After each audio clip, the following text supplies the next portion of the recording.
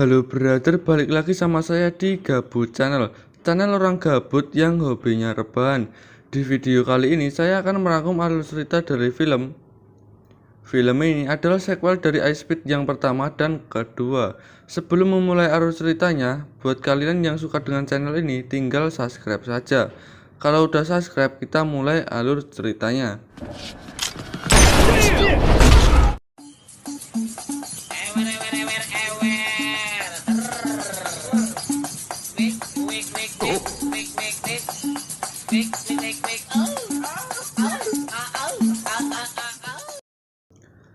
Di awal film memperlihatkan Jennifer Hill yang sedang menemui dokter terapi untuk menyembuhkan traumanya di masa lalu.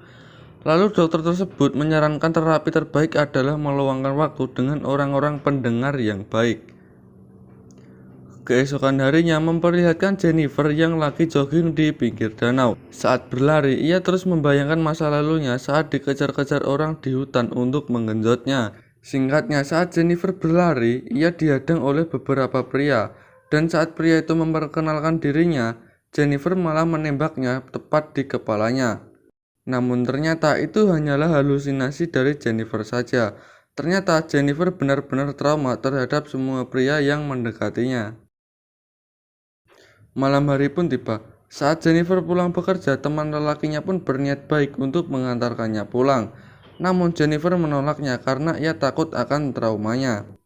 Dan pria itu menjelaskan tidak semua pria itu bajingan seperti apa yang kamu takutkan. Setelah pria itu pergi, ia menemukan poster komunitas yang membahas kasus pemerkosaan. Singkatnya, ia bergabung dengan komunitas tersebut dan disambut baik oleh ketua komunitas tersebut. Tapi saat Jennifer disuruh berbagi pengalamannya, ia tak mau menceritakannya. Setelah selesai, ia pun bertemu dengan seorang yang juga tak mempercayai pria sama seperti Jennifer. Ia bernama Marla. Setelah mengobrol dan menjalin pertemanan, mereka pun berpamitan untuk pulang. Di perjalanan pulang, Jennifer kembali dihadang oleh beberapa pria yang sama dengan orang di pinggir danau waktu lalu. Dan mereka pun menggodanya. Namun untungnya Marla datang untuk menolongnya dan Marla pun mengantarkannya pulang. Keesokan harinya, Jennifer kembali menghadiri komunitas tersebut. Di sini ada wanita bernama Casey yang menceritakan pengalaman buruk masa hidupnya. Ia bercerita kalau ibunya sudah bercerai dan ibunya menemukan pria baru bernama Ron. Berharap mendapatkan seorang ayah baru yang bisa membawa kebahagiaan, Ron ini malah kurang ajar dan menggenjot si Casey. Jennifer dan Marla yang mendengar hal itu, mereka pun memutuskan untuk memulai berjuang pribadi mereka sendiri dan mengadili sendiri para pelaku kekerasan seksual tersebut. Keesokan harinya mereka berdua mulai membuntuti si Ron yang hendak pergi bekerja. Dan mereka melihat memang pria itu sering jahil ke wanita di dekatnya. Singkatnya, saat Ron pulang bekerja, ia dipukuli oleh dua orang wanita yang mengancamnya kalau ia berani mengganggu wanita lagi, ia akan celaka. Yang ternyata itu adalah Jennifer dan Marla. Dan mereka berharap dengan kejadian itu bisa membuat Ron tobat. Singkat cerita, mereka berdua kembali mengikuti komunitas tersebut dan di sini Casey bercerita kalau ayahnya sekarang sudah menjadi orang yang lebih baik dan sopan kepada siapapun. Mendengar hal itu, Marla dan Jennifer sangat senang dengan kabar baik tersebut. Setelah selesai, Jennifer berniat untuk mengajak Marla minum kopi seperti yang mereka lakukan setiap harinya. Tapi di sini Marla terlihat terburu-buru karena ada urusan penting dengan mantan pacarnya. Kemudian Marla mengajak Jennifer untuk minum kopi di hari Kamis saat akan mulai bimbingan komunitas tersebut. Dan akhirnya Marla pun pergi dari tempat tersebut tanpa Jennifer. Singkat cerita, tibalah Jennifer di tempat kopi seperti yang Marla janjikan, namun Marla tak kunjung datang menemui Jennifer. Setelah menunggu lama, akhirnya Jennifer memutuskan untuk langsung datang ke komunitas tanpa kehadiran Marla. Saat sampai di sana, betapa terkejutnya Jennifer yang mendapatkan kabar ternyata Marla telah tewas secara misterius. Setelah itu datanglah detektif yang menangani kasusnya Marla, ia bernama Mick Dylan. Jennifer pun menghampirinya dan bertanya siapa pelakunya. Polisi pun menjawab mungkin ini adalah ulah mantan pacarnya Marla. Ia juga menjelaskan bahwa polisi juga sedang berusaha mengungkap pelaku dan menangkap secepat mungkin. Singkatnya, saat mantan pacar Marla tertangkap, ia malah dibebaskan karena kurang-kurangnya bukti. Jennifer pun memarahi si detektif karena tak adilnya hukum tersebut, dan ia pun pergi dari sana. Sampai di rumah, Marla ini ngamuk-ngamuk karena tidak adilnya kasus yang menimpa sahabatnya. Dari sini, ia bertekad untuk membalaskan dendam sahabatnya itu.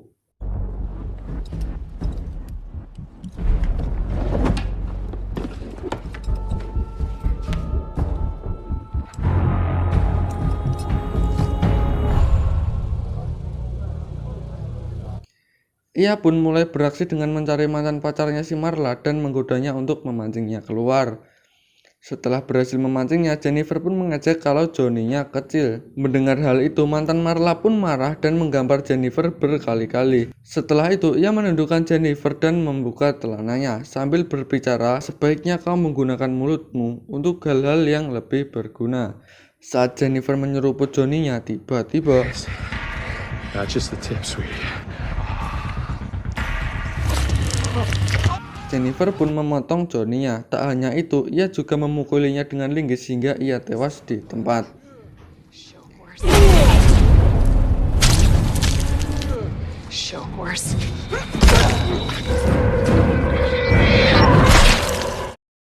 Singkatnya, setelah kejadian itu, Jennifer pun didatangi detektif di tempat ia bekerja.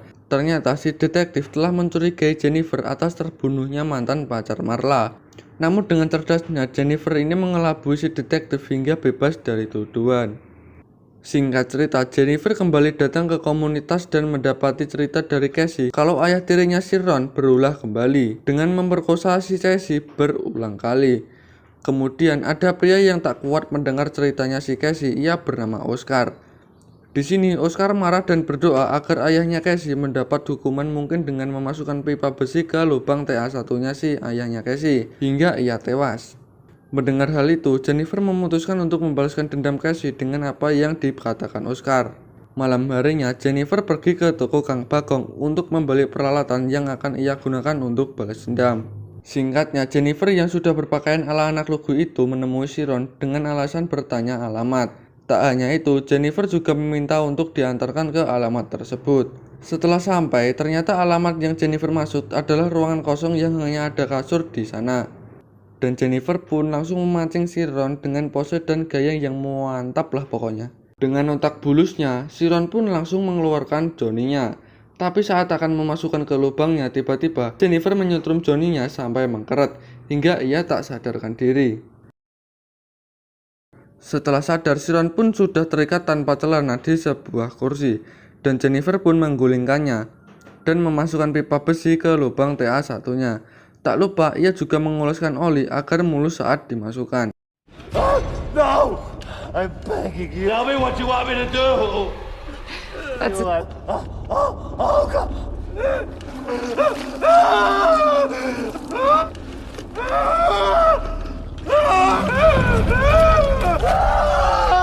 Si Ron pun menjerit kesakitan dan terus minta ampun kepada Jennifer, dan ia berjanji akan melakukan apapun yang Jennifer mau. Tapi Jennifer tak memberinya ampun, malah memasukkan pipa besi pakai palu sampai ia tewas saat itu juga. It's hard to hit when it's wiggling. No! No!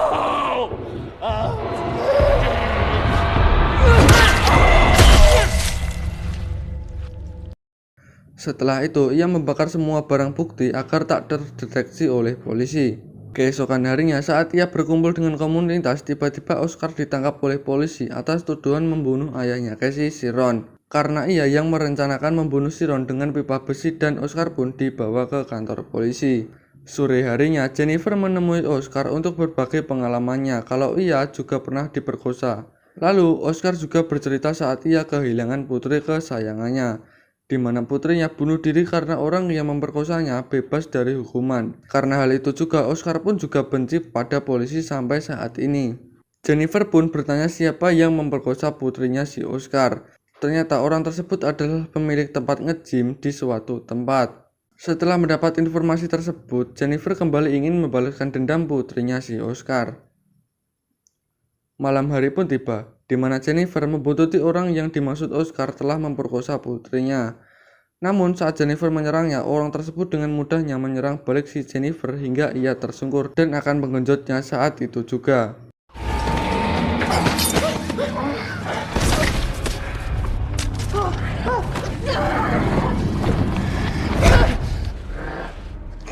fuck with the wrong guy. Cunt. This is gonna hurt a lot. Tapi untungnya datanglah polisi yang menolong Jennifer dan polisi pun menembak orang tersebut hingga tewas di tempat. Singkatnya, Jennifer ditangkap karena pisau dan alat penyetrum tersebut diketahui milik Jennifer, sehingga polisi menyimpulkan kalau Jennifer ingin membunuh pria tersebut. Tapi di sini Jennifer terus beralasan kalau ia membawa alat itu untuk berjaga-jaga dan melindungi dirinya karena ia juga pernah menjadi korban pengencotan. Lalu tiba-tiba Oscar yang penuh luka dan darah pun masuk ke kantor dan berbicara kalau ialah yang telah membunuh semua orang-orang jahat tersebut, seolah-olah ingin melindungi Jennifer dan berterima kasih karena sudah membalaskan dendamnya. Dan Oscar pun tewas karena kehabisan darah, dan film pun belum tamat. Jennifer pun dibebaskan namun masih menjadi orang yang dicurigai oleh polisi. Malam harinya, Jennifer pergi dengan pakaian yang seksi untuk memancing para pria penggenjot untuk dibunuhnya.